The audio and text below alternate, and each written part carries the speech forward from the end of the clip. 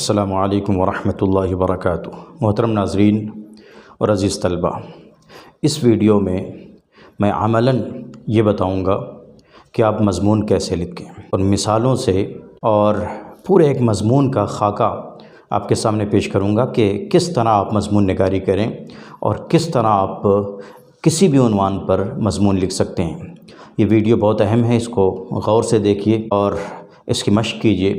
انشاءاللہ آپ ایک اچھا مضمون لکھ سکیں گے، اچھا مقالہ آپ لکھ سکیں گے۔ مثلا کوئی بھی عنوان آپ کو دیا گیا اور آپ کو اس پر مضمون لکھنا ہے یا مقالہ لکھنا ہے، تو ان باتوں کا آپ خیال رکھیں، جو باتیں میں آپ کے سامنے نمبر وار انشاءاللہ بیان کروں گا۔ سب سے پہلی بات تو یہ کہ اپنے عنوان پر غور کریں۔ مثلا ہمارے سامنے ایک عنوان ہے، میں نے ایک عنوان لے لیا ہے، وہ عنوان یہ ہے کہ مطالعہ کیسے کریں۔ اس پر ہم کو مضمون لکھنا ہے۔ عنوان کے مختلف پہلوؤں کا احاطہ کریں گے ہم کہ یہ عنوان، یہ موضوع ہم سے کیا تقاضا کرتا ہے اور کون سی باتیں ہم اس عنوان کے تحت لوگوں کے سامنے پیش کریں، کوئی اہم پہلو چھوٹنے نہ پائے، اس کا ہم خیال کریں گے۔ عنوان کے مختلف پہلوؤں کا احاطہ کریں گے۔ جو عنوان ہم کو دیا گیا ہے اس کے چھوٹے چھوٹے جز ہم دیکھیں، اس کے عناصر ہم ترتیب دے لیں، ایک خطہ بنا لیں۔ مثلا ہمارا عنوان ہے مطالعہ کیسے کریں۔ اب آپ اس کو مختلف عناصر میں اس عنوان کو ترتیب دیں۔ پہلا عنصر یہ ہو سکتا ہے مقدمہ، یعنی سب سے پہلے تو مقدمہ ہوگا جس میں ایک ابتدائی بات اور ایک شروعاتی بات آپ کریں گے مطالعے کے بارے میں، مطالعہ کیسے کریں۔ یعنی یہاں سے آپ شروع کر سکتے ہیں کہ مطالعہ نہایت اہمیت کا حامل ہے، اور مطالعے سے کسی طالب علم کو، کسی ذی علم کو مفر نہیں ہے۔ مطالعے کے بے شمار فوائد ہیں، اس کی اہمیت سے انکار ناممکن ہے، یا مطالعے کی اہمیت روز روشن کی طرح عیاں ہے۔ مطالعے سے علم میں ترقی ہوتی ہے۔ تو یہ ایک مقدمہ ہوگا، 3-4 سطروں میں یہ آپ ابتدائی باتیں آپ کریں گے، جو بہت خوبصورت بھی ہوں گی، کوشش کریں گے، اور ایک طرح سے جامع بھی ہوں گی، جو گویا ہمارے پورے اگلے مضمون کا اور پوری تحریر کا ایک طرح سے خلاصہ ہو سکتی ہیں اور نچوڑ ہو سکتی ہیں۔ بہرحال ایک مقدمہ 3-4 سطروں کا، ایک پیراگراف کا ہوگا۔ اس کے بعد جو اگلا عنصر ہوگا وہ ہوگا مطالعے کی اہمیت و افادیت۔ اب ہم مطالعے کی اہمیت اور افادیت پر روشنی ڈالیں گے کہ مطالعہ کتنا اہم ہے اور وہ کتنا مفید ہے۔ دوسرا عنصر یہاں پہ یہ ہو سکتا ہے کہ درسیات کے ساتھ خارجی مطالعے کا توازن کیا ہوگا۔ مثلا درسیات کا بہت بوجھ ہے، بہت ساری کتابیں ہم کو پڑھنی ہیں، اس کے ساتھ خارجی مطالعہ ہم کیسے کر سکتے ہیں اور ایک بیلنس کیسے بنا سکتے ہیں اور دونوں میں توازن کیسے پیدا کریں گے۔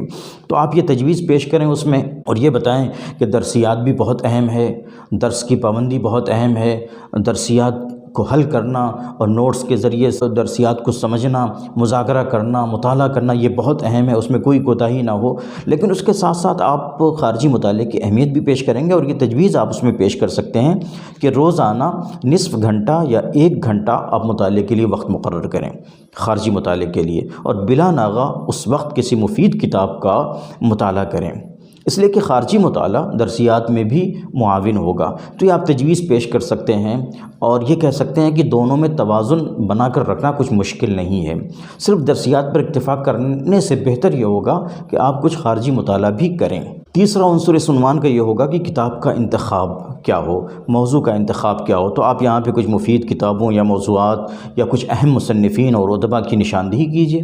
ایک چارٹ یا نقشہ آپ پیش کریں کہ یہ کتابیں آپ پڑھیں، ادب کے لیے کتابیں پڑھیں، اسلامیات کے لیے کتابیں پڑھیں، تاریخ کے لیے، سیرت کے لیے، سوانح کے لیے ان کتابوں کا مطالعہ کریں، ان مصنفین کو پڑھیں، ان موضوعات کا مطالعہ کریں۔ ایک طرح سے چارٹ بنا سکتے ہیں، آپ پیش کر سکتے ہیں، اور ایک نقشہ آپ پیش کر سکتے ہیں۔ تو یہ بہت اہم عنصر ہے۔ آخر میں آپ 3-4 سطر میں پورے مضمون کا خلاصہ اور ایک خاتمہ، جس کو خاتمۃ البحث یا خلاصۃ البحث کہتے ہیں، وہ آپ پیش کیجیے۔ کوئی بھی عنوان آپ کو ملے، اس کے عناصر آپ ترتیب دے لیں، اس طرح اس موضوع کا احاطہ آپ کر سکتے ہیں، اس عنوان کا احاطہ کر سکتے ہیں، اور کوئی اہم پہلو انشاءاللہ نہیں چھوٹے گا۔